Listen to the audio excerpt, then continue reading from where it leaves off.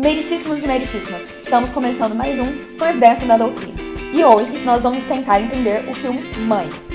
Esse é um filme que está gerando muitas controvérsias, porque ou você ama, ou você odeia, ou você não entende nada. Então, depois de ter assistido e passado por todas essas fases, porque assim, eu terminei de assistir odiando, depois não entendendo nada e depois amando, eu trouxe duas teorias do filme Mãe, mas como o diretor já disse, esse filme pode ser entendido de diversas formas. Então, se vocês discordam, concordam do que eu vou falar, comentem aqui, porque eu quero saber.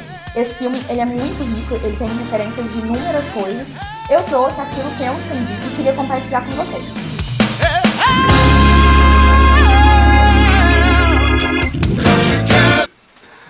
Darren Aronofsky. Começa o vídeo assim, né? Darren Aronofsky. Darren Aronofsky. Darren Aronofsky. Do diretor Darren Aronofsky, que também dirigiu Cisne Negro, Requiem for a Dream e Noé. Bom, esse diretor, ele já tem uma fama de ser meio maluco. Eu sou louco. Não, eu sou louco. Eu tô louco. E meio megalomaníaco. E o filme Mãe não foge disso. As cenas são extremamente impactantes e algumas até repugnantes. Quando eu fui assistir o filme, eu decidi não ler nenhuma teoria nem nada sobre. Então, eu fiquei com a impressão que eu tive do trailer. E eu achava que seria um filme de terror, com um marido psicopata que provavelmente tentaria matar a mulher. Então eu fiquei esperando a hora que ele ia se demonstrar como um psicopata. Mas isso não acontece. Então eu continuei vendo o filme e consegui identificar umas referências bíblicas, mas elas não encaixavam entre si. Aí eu saí totalmente confusa e com raiva, porque o entendimento que eu tive não estava me satisfazendo. Então a primeira teoria que eu vou explicar é essa. E por que não me satisfazia? Porque não explicava aqueles filhos das pessoas que entraram na casa por que eles estavam lá. Bom, a primeira teoria seria que o personagem da Jennifer Lawrence representa o gênero feminino. E, inclusive, não aparece no filme um nome pra ela. Isso é uma estratégia que se usa quando se quer representar na personagem o coletivo. Então, pra mim, ela representava o gênero feminino, que é completamente subjugado o filme inteiro. Logo no começo a gente já vê a relação completamente difícil que tava entre ela e o marido dela. E depois que ele faz tudo o que ele quer, sem pensar nela, inclusive quando ela tá grávida, ele não respeita o momento do parto dela. Depois ele ainda tira o filho das mãos dela. E termina o filme com ela se doando uma última vez pra ele. Só que como eu disse, essa teoria pra mim não tava me satisfazendo. Aí eu dormi, e quando eu acordei fez puff. Todas aquelas referências bíblicas se interligaram. Então, é essa a segunda teoria que eu vou explicar, que é a que eu acho que a maioria das pessoas tá entendendo o filme nesse sentido também.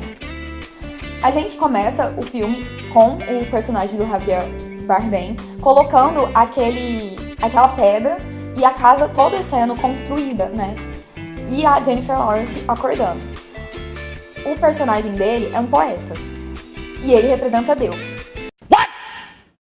Um poeta e Deus tem a ver, porque Deus criou o verbo e a carne. Enfim, pra mim, né, tem a ver. E ele cria a Jennifer Lawrence, que é logo nessa primeira cena, que você já percebe que aquilo ou vai ser um flashback, ou ela vai se repetir no final, que é o que acontece. E a Jennifer Lawrence, ela é a casa. Ela representa a terra. E logo no começo eu já percebia que quando qualquer coisa caía no chão, ela sentia. Até que ela ia correndo e tomava aquele pó dourado. O pó dourado, eu não sei o que é, mas depois eu procurei pra ler, as pessoas acreditam que seja o sol. Porque como ela é a terra, o que dá energia pra ela, que toda vez que ela passa mal e toma aquilo, é o sol. Bom, aí já mostra aquela relação que tá em dificuldade entre os dois e aparece uma pessoa completamente estranha que entra na casa e o poeta deixa. Essa pessoa representa Adão, que é o primeiro homem a chegar na Terra. Então, você já percebe que Deus tem uma relação ótima com Adão, só que a Terra, que a Jennifer Lawrence, não estava aceitando tanto. Tanto é que ela fala, não fuma aqui dentro. Ele já começa a desrespeitar, assim, aos pouquinhos a casa. Depois, você percebe que a relação entre Deus e Adão é boa. Inclusive, o poeta cuida dele quando eles bebem demais. E é uma cena que ele tá segurando a costela do personagem e você vê um corte. Nisso eu também não entendi, eu fui procurar depois, que é porque Eva veio da costela de Adão.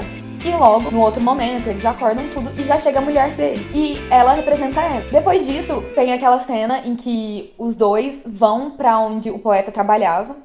E lá eles quebram aquela pedra do começo. E aquilo, claramente, você pode entender que a sala do poeta é o Jardim do Éden. E Eva come a maçã. E aí o poeta fica com muita raiva, fecha aquela sala e fala: agora ninguém vai estragar mais nada, ninguém vai mais entrar aqui. Então essa é a primeira corrupçãozinha do homem. Depois disso, aparecem os filhos. E eu fiquei sem entender por que esses filhos... E era tão óbvio, porque são Caim e Abel. E eles estão brigando pela herança, porque os pais decidiram que os dois iam levar esse dinheiro juntos. E Caim acha que ele não é amado, e etc. E ele acaba matando o irmão. E você vê que isso corrompe a terra de uma maneira, corrompe a casa, de uma maneira que abre aquele buraco de sangue que corrói o chão. Inclusive essa parte, eu não entendi como uma referência. Se vocês entenderam, comentem aqui. Que abre aquele arco, o sangue pinga embaixo, abre aquele arco e abre aquele lugar onde tem uma fogareira, enfim, que depois ela vai usar aquilo, mas naquele momento ela não usa. Aí tem todo aquele drama, que tem o velório, as pessoas entram na casa, começam já a destruir a casa. Só que volta para um momento de paz, que é quando a Jennifer Lawrence engravida. E ela engravida do Messias. E também, ao mesmo tempo, o poeta consegue publicar o poema dele. Que aquele poema pode ser identificado como a Bíblia. Porque tem um momento que já chegam todos os fãs e o poeta diz pra esposa dele: olha, cada um entende de uma forma. Olha que magnífico, cada um interpreta de uma forma. E a Bíblia, para as religiões cristãs, nada mais que isso, né? Cada um que lê, interpreta da sua maneira. Só que aí nisso começa a corrupção toda novamente. Todos querem ver aquele poeta, todo mundo entra na casa e ninguém respeita a mãe que estava grávida. Começa aquelas cenas de guerra, gente, que são muito fortes. E você fica, assim, meu olho até doía de tanto que eu ficava, assim, tentando entender. E você vê que tudo aquilo tá representando o que a gente tá fazendo com a Terra hoje. Que a gente fez há alguns anos e continua fazendo. Também tem uma crítica da mídia e de fãs extremamente malucos, né? Que cada um pega um pedaço da casa e fala: não, eu quero provar que eu tava aqui. Só que aí a personagem da Jenny continua sendo mantida de lado e esquecida até o momento que ela vai ter o filho. E aí os dois vão, eles abrem o Jardim do Éden de novo, que é a sala de trabalho do poeta, e ela tem um filho lá. Só que você percebe que esse Deus representado pelo filme, ele é completamente egocêntrico e ele ama que as pessoas estejam lá idolatrando ele. Então, quando o filho é gerado, ele quer mostrar para aquelas pessoas. Mas a mãe sabe que aquelas pessoas estão enlouquecidas e que elas vão fazer algum mal e ela não deixa. Só que em um momento ela dorme e o poeta leva o filho dele para as pessoas. E aí nisso a gente tem a cena mais impactante do filme, que é quando eles matam um bebê e tem aquele som de crack do pescoço do bebê e logo depois eles comem o corpo. E, gente, pra quem for religioso, deve ter se sentido muito ofendido nessa hora, porque na Igreja Católica tem um momento em que se consagra a hóstia e se consagra o corpo e o sangue de Cristo.